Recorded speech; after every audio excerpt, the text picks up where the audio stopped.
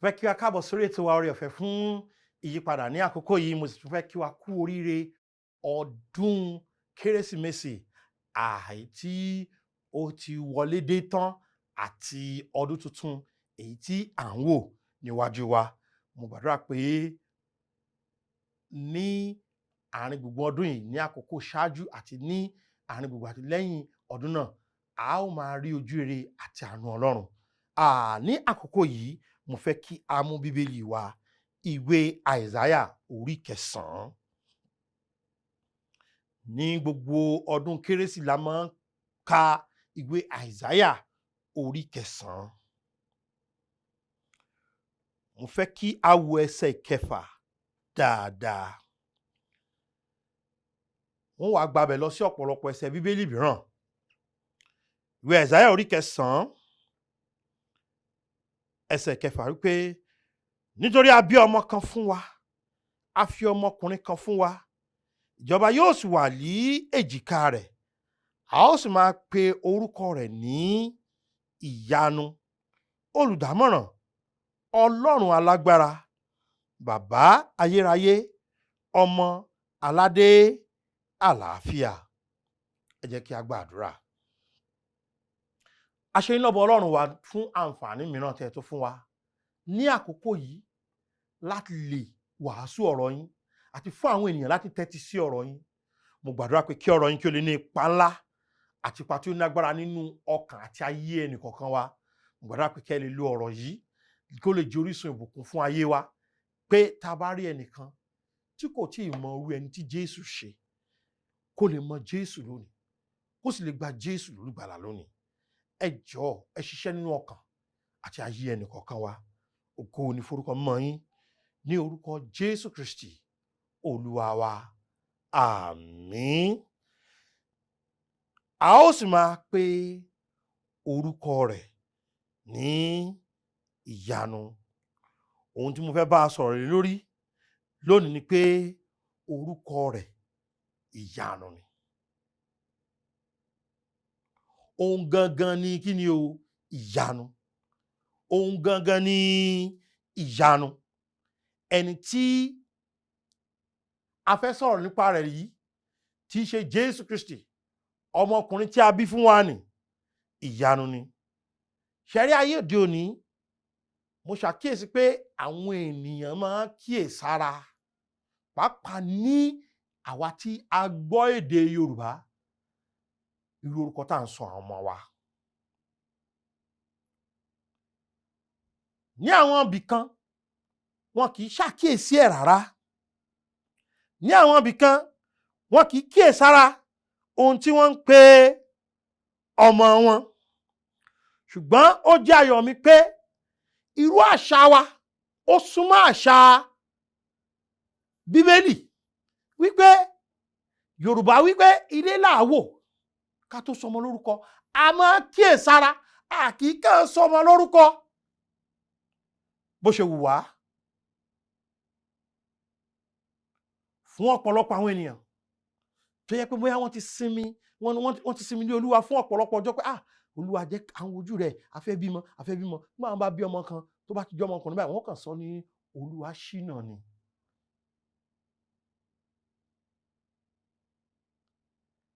Ẹlòmíì wọ́n sọ ọmọ wọn ní ìtùnú. Ó túmọ̀ sí pé bóyá nǹkan kan ti ṣẹlẹ̀ tẹ́lẹ̀, ṣùgbọ́n nítorí pé wọ́n rí ọmọ yìí, ó jẹ́ kí ni o? Orísun ìtùnú fún wọn. Ní àwọn orílẹ̀-èdè kan, wọ́n á máa pe àwọn ọmọ wọn lẹ́yẹ, ẹran. Ó sì máa dùn mí pé àwọn ọ̀dọ́ wa ti kọ́kọ̀kúkọ̀ débi pé kò sí tí wọ́n pera wọn. Ẹlòmíì àwòrà rẹ̀ á pera rẹ̀ léjò. Wọ́n ń pọ ọmọ kan ládùúgbò kan tí mo mọ̀, ejò. Ó kọ tí bàbá rẹ̀ sọ ọ̀tọ̀ ní o, ó sì sọ orúkọ ara rẹ̀ ní nǹkan míì. Ǹjẹ́ mọ̀ pé ó ṣe pàtàkì pé ká ṣàkíyèsí èyí tí Bíbélì pè Jésù Kristi ìyanu. Kí ló yà lẹ́nu nípa rẹ̀? Kí ló yà lẹ́nu nípa rẹ̀? Nǹkan àkọ́kọ́ tó yà lẹ́nu nípa rẹ̀ ni orúkọ rẹ̀. Orúkọ rẹ̀ jẹ́ kí ni o? Ìyanu. Òun ni Mósè pè ní èmi ni. ǹjẹ́ mọ̀ pé ọba ògo ni Bíbélì pé òun ni à ń pè ní Ṣílò, òun ni à ń pè ní olùṣọ́ àgùntàn rere. ǹjẹ́ mọ̀ pé Bíbélì pè ní ìràwọ̀ òwúrọ̀. ǹjẹ́ mọ̀ pé Bíbélì pè ní kìnìún ẹ̀yà Júdà. ǹjẹ́ mọ̀ pé Bíbélì pè ní gbòǹgbò ìdílé Jésè. ǹjẹ́ mọ̀ pé Bíbélì pè ní gbẹ́nàgbẹ́nà. ó lè gbé ayé rẹ̀ dáadáa.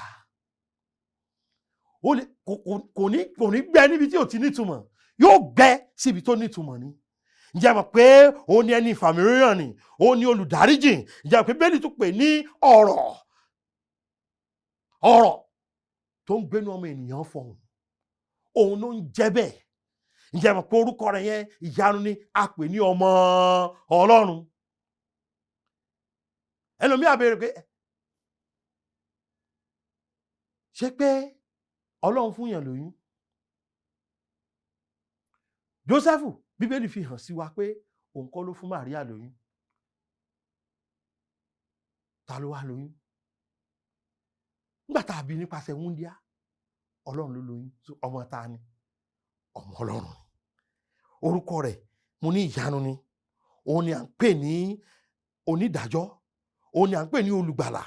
ǹjẹ́ mọ̀ pé a pè ní Emmanuel, a pè ní ẹ̀bùn Ọlọ́run, a pè ní ọba àwọn ọba, a pè ní ọba ògo, a pè ní olùràpadà, a pè ní olùdáǹdè, a pè ní àjàrà tòótọ́. ǹjẹ́ mọ̀ pé àjàrà tòótọ́ rẹ̀ ó jẹ́ àjàrà tó mú èso gidi jáde fún wa, tó jẹ́ pé àwọn èso ẹ̀mí. ǹjẹ́ mọ̀ pé orúkọ Jésù nínú Bíbélì ó fẹ́ẹ̀ tó 700 tàbí kó jù bẹ́ẹ̀ lọ díẹ̀, lóríṣiríṣi orúkọ tá a ti ka orúkọ tí a wá tá a ní èdè Bíbélì tá a ń pè é. kì í ṣe ní àfọwọ́ tì sọ́hùn, ẹni téèyàn dìmọ̀ pé mo fẹ́ máa bọ́ ọ lọ ni, ẹni téèyàn dìmọ̀ pé ìwọ ni máa tẹ̀lé ni, nítorí pé orúkọ tó ń jẹ́ lásán ìyanu ni. Bíbélì ní a ti wá fún ní orúkọ tó ju gbogbo orúkọ lọ. Bẹ́ẹ̀ ni orúkọ Jésù Kristi ti Násárẹ́tì ní kí gbogbo eékún kó máa ṣe kí ni, kó wólẹ̀. A pè ní ọmọ Dáfídì, ó túmọ̀ sí pé ọmọ ọba ni. ẹni tó bá ti di ọmọ rẹ̀ ńkọ́, òun náà ti di ọmọ ọba. mo mọ̀ ìdí tí mo fi pè ọ́ pé kó darapọ̀ kó gba Jésù, torí pé ìwọ náà ó di ọmọ ọba. ó kò ní jẹ́ ọba lásán, ó tún jẹ́ àlùfáà. bó o ní jẹ́ àlùfáà lásán, olú àlùfáà ló jẹ́. ǹjẹ́ mọ̀ pé gbogbo ẹni tó ní Jésù òun lolú àlùfáà. tẹ́tí sí mi dáadáa, orúkọ rẹ̀ jẹ́ kí ni o? Ìyanu. nǹkan kejì tó jẹ́ ìyanu nípa rẹ̀ òun ni ìbí rẹ̀. orí keje ẹsẹ̀ 14, orí keje ẹsẹ̀ 14 ìwé Aisaya. Bíbélì wípé nítorí náà Olúwa fúnra rẹ̀ yóò fún yín ní àmì kan, kíyèsí wúńdíá kan yóò lóyún, yóò sì bí ọmọkùnrin kan, yóò sì pe orúkọ rẹ̀ ní Emmanuel. ǹjẹ́ mọ̀ pé wúńdíá lóyún? tí ìbí rẹ̀ bá ṣe rí, oríṣiríṣi làwọn èèyàn máa ń sọ nípa ìbí Jésù. àwọn Bíbélì oríṣiríṣi táwọn èèyàn sì máa ń kà, á nílò láti kíyèsí táǹkà. àwọn Bíbélì kan lè pè ní ọ̀dọ́mọbìnrin, àwọn Bíbélì kan lè pè ní òrékelẹ́wà. gbogbo òrékelẹ́wà kọ́ ni wúńdíá o, gbogbo ọmọbìnrin sì kọ́ ni wúńdíá. ọ̀rọ̀ Ọlọ́run fi múlẹ̀ pé wúńdíá kan yóò lóyún. arábìnrin yẹn ká sọ pé bóun ló ṣe ṣe ńgbà tó ní wọ́n lóyún, pé ńgbà tí n tí mọ́kùnrin, iṣẹ́ Ọlọ́run nìyẹn. òun ló fi jẹ́ pé ìbí rẹ̀ jẹ́ kí ni o? Ìyanu. ṣe rí ìbí rẹ̀ tó jẹ́ ìyanu pé wúńdíá yìí, òun ló fi fìdí àmúlẹ̀ pé Ọlọ́run ni. ìwé Jòhánù orí 5, ẹ jẹ́ n sáré fi ẹsẹ̀ Bíbélì kan hàn yín bẹ́ẹ̀. ẹsẹ̀ 18. ìwé Jòhánù orí 5, Bíbélì sọ fún wa ní ẹsẹ̀ 18 pé nítorí èyí ni àwọn Júù túbọ̀ ń wá ọ̀nà láti pa á, kì í ṣe nítorí pé ó bà ọjọ́ ìsinmi jẹ́ nìkan, ṣùgbọ́n ó wí pé pẹ̀lú pé bàbá òun ni Ọlọ́run. Ẹ mọ̀ gbọ́ wípé bàbá òun ní kí ni o Ọlọ́run ṣe, òun sì mú ara rẹ̀ bá Ọlọ́run dọ́gba. Ṣé rí ìdí tí mo fi sọ pé ìbí rẹ̀ jẹ́ ìyanu ni pé ìbí rẹ̀ ó fìdí ẹ̀ múlẹ̀ pé Ọlọ́run ni. Ìbí rẹ̀ kò kàn fìdí nǹkan kan múlẹ̀ lásán, ó fìdí pé Ọlọ́run ní í ṣe. Kò kẹ́kẹ́ ṣe pé ìbí rẹ̀ jẹ́ ìyanu nítorí pé wúndíá bí nìkan, ṣùgbọ́n ibi tá a bí sí àsọtẹ́lẹ̀ rẹ̀. Nígbà tó Bíbélì wípé a bí ọmọkùnrin kan fún wa, a fi ọmọkùnrin kan fún wa, ìjọba yóò wà lójìká rẹ̀ torí pé lẹ́yìn ọ̀rẹ̀yìn yóò di ọba. Ọba ní nísìnyí, ṣùgbọ́n òun ni ó tún wá di ọba gbogbo àgbáyé àtọ̀run.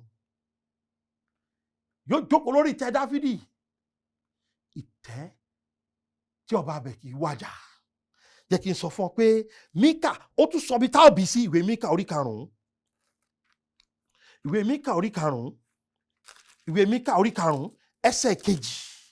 Bíbélì wípé àti ìwọ Bẹ́tlẹ́mù Ẹfrátà, bí ìwọ ti jẹ́ kékeré láàrin àwọn ẹgbẹẹgbẹ̀rún Júdà, nínú rẹ ni ẹni tí yóò jẹ́ olórí ní Ísírẹ́lì yóò ti jáde tọ̀ mí wá.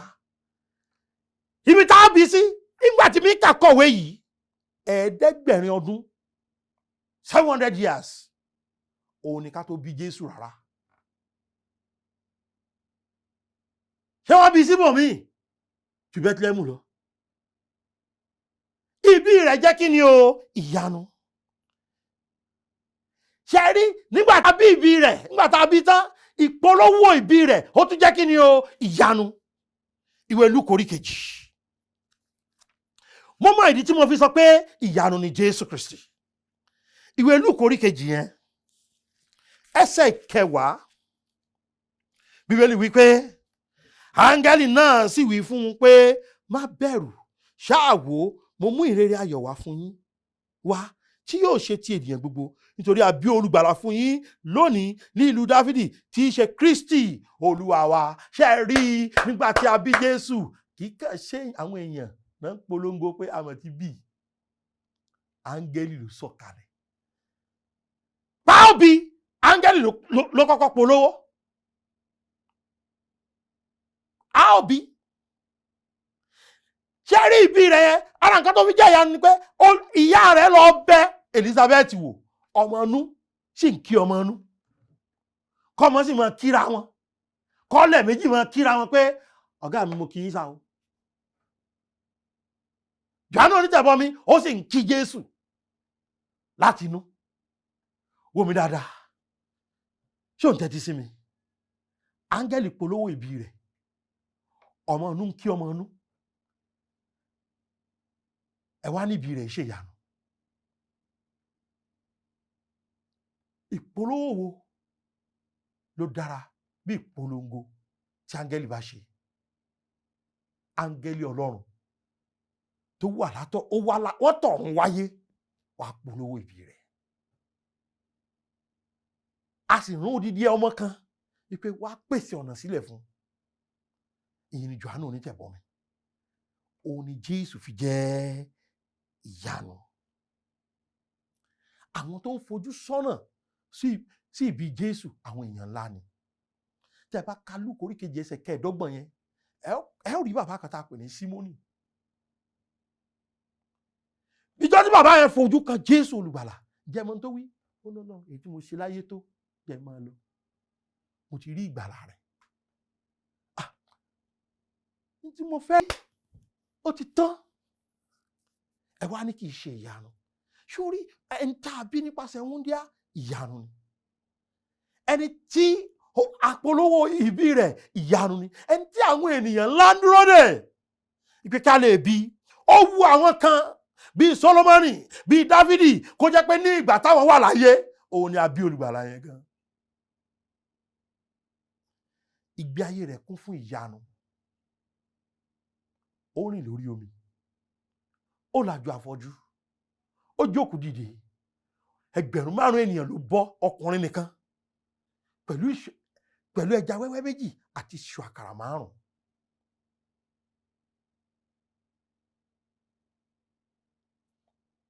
ó bá ìjì sọ̀rọ̀, ó bá òkun sọ̀rọ̀,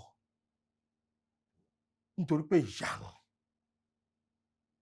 ìyanu ni orúkọ rẹ̀, ìyanu ni ìbí rẹ̀, ìyanu ni ìgbé ayé rẹ̀. Ó wá láti kọ́ni, ó wá láti tọ́ni, ó wá sáyé láti gba ẹlẹ́ṣẹ̀ là, ó tún ti lọ sọ́ láti pèsè àyè sílẹ̀ fún wa. Òun ni ìyanu.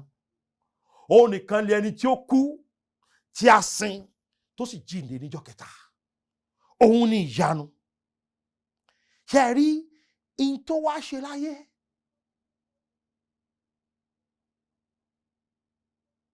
Òun láti ṣe ìyanu tó ju ìyanu lọ. Bẹ́ẹ̀ ni, àrí tó lẹ́mìí èṣù jáde. Bẹ́ẹ̀ ni, àrí tó jí òkú dìde. Ìyanu ńlá ni gbogbo eléyìí. Bẹ́ẹ̀ ni, àrí tó ṣe àwọn iṣẹ́ ìyanu àti iṣẹ́ àmì. Ṣùgbọ́n a kàn máa gbélébù. Àwọn kan wá ní kó bọ́lẹ̀. Ó ní ìyanu tó jù yẹn lọ wà. Kéèyàn ti kú, kí a sin, tí kò sẹ́ni tó pè bí bá ṣe pé Lásárù jáde wá. Tí wọ́n débẹ̀ ibi ibojì yẹn, tí wọ́n ti ibojì tó ti fi òkúta ńlá sí, tí wọ́n wá bókúta ń bẹ̀, áńgẹ́lì kan wá ra jókòó, òkúta yẹn kò lè dá dúró, ibi ibojì yẹn ó ti ṣófìfo. Wọ́n wá wọ́n láwọn fẹ́ fín tùràrí síbẹ̀ kíbẹ̀ lè máa rùn dáadáa. Áńgẹ́lì yẹn wá bi wọ́n pé ẹ̀ ń wá àlàyé, kò sí níhìn nítorí pé ó ti jíǹde gẹ́gẹ́ bí o ṣe sọ. Ó wá láti fi ìyanu tó ju ìyanu lọ hàn. Ìwọ tó ń wá ìyanu kiri, Jésù nìyanu o. Torí pé orúkọ rẹ̀ jẹ́ ìyanu. Ìwọ tó ń wá ìyanu kiri, Jésù nìyanu o. Nítorí pé ìbí rẹ̀ jẹ́ ìyanu. Ìwọ tó ń wá ìyanu kiri, Jésù nìyanu o. Ìgbé ayé rẹ̀ jẹ́ ìyanu. Ìwọ tó ń wá ìyanu kiri, Jésù nìyanu ní ìparí. Torí pé ìfẹ́ ìyanu ló ní sí wa.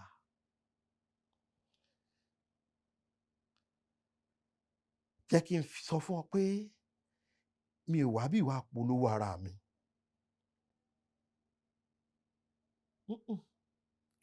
Mo fẹ́ kí ìfẹ́ ìyanu Jésù kó yí ọ ni.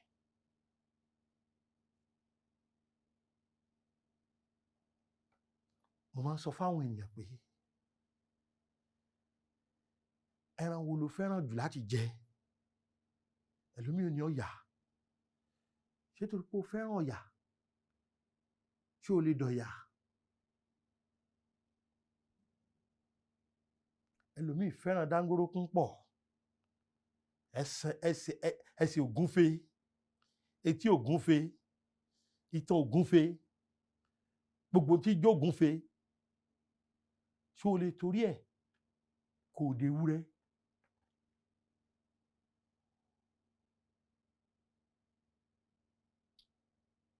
Ṣé o lè sọ pé torí pé o fẹ́ràn ẹran adìẹ tí wọ́n ń pè ní tọ́kí kò di tọ́kí? Ṣé o lè sọ pé o fẹ́ràn ẹran adìẹ àgíríkì kò di ẹran adìẹ àgíríkì?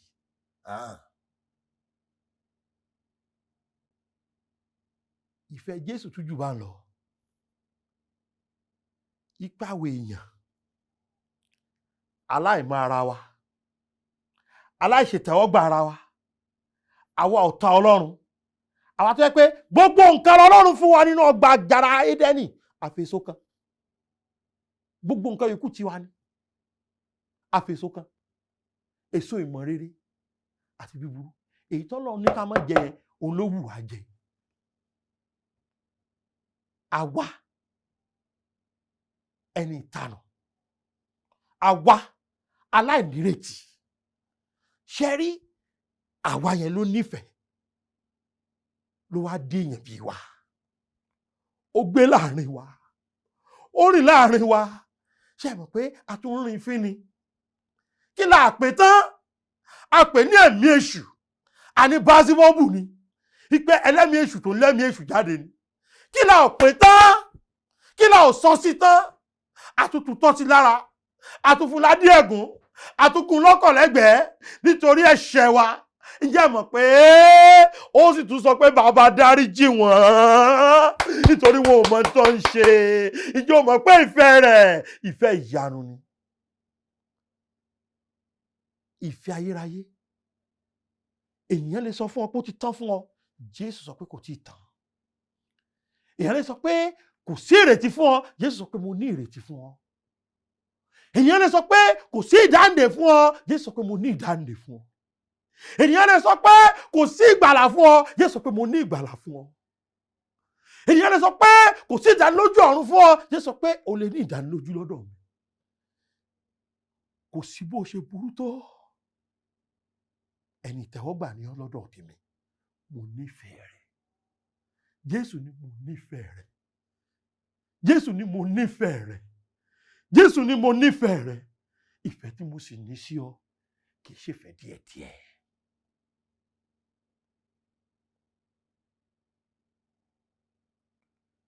Orúkọ rẹ̀ ìyanu ni. Ìbí rẹ̀ ìyanu ni. Ìgbé ayé rẹ̀ ìyanu ni. Wo ìfẹ́ rẹ̀ ìyanu ni. Ìfẹ́ tí kò lẹ́gbẹ́. Ìfẹ́ pípé. Ìfẹ́ tí kò ní àbàwọ́n. Nígbà tí àwa jẹ́ ẹlẹ́ṣẹ̀, Kristi kú fún wa. Kò kú fún èèyàn pípé, ẹlẹ́ṣẹ̀ bí èmi àti ẹ. Ìràpadà kíkún tí ẹ̀jẹ̀ rẹ̀ rà. Ẹnikẹ́ni tó gba ìlérí rẹ̀ gbọ́, ẹni tó burú jù tó bá lè gbàgbọ́, lójú kan náà yóò rí ìdáríjì gbà. Ìfẹ́ tó jẹ́ pé gbogbo ìgbà ló ní wá ń gbà ọ̀la. Ìjọba ìyanu yìí, ìjọ ni olùgbàlà rẹ bí? Àbó o sì ń fọkàn sọ́dọ̀ ara rẹ, ìwọ tí iṣẹ́ ní ìyanu kankan. Àbó o sì ń fọkàn sí ibi iṣẹ́ rere rẹ, àbó o fọkàn sí ibi ẹ̀sìn rẹ. Mo pè ọ́, wá gba ọba ìyanu lólùgbàlà. Wá gba ẹni ìyanu yìí. Ó nífẹ̀ẹ́ rẹ̀. Ṣó gba ẹni ìyanu fúnra rẹ̀ ni kó o pè sínú ayé rẹ̀. Jẹ́wọ́ pẹ́lẹ́ṣẹ̀ ni ọ́. Jẹ́wọ́ wípé torí ẹ̀ṣẹ̀ rẹ̀ ò jẹ̀bi ikú. Má ṣe bí mo ṣe ń bá ọ sọ̀rọ̀ yìí. Jẹ́wọ́ wípé ó kú, asín, ó sì jíǹde nítorí rẹ̀. Jẹ́wọ́ wípé ìgbàgbọ́ tiẹ̀ nínú ikú sísìn àtàjíǹde rẹ̀ ni. Jẹ́wọ́ pé Jésù ìwọ lolùgbàlà mi lónìí. Kí o mọ̀ pé ìfẹ́ ayérayé tó ní sí ọ kò ní jẹ́ o ṣègbè mọ́ láéláé. Ṣé o ti ṣe báwọn?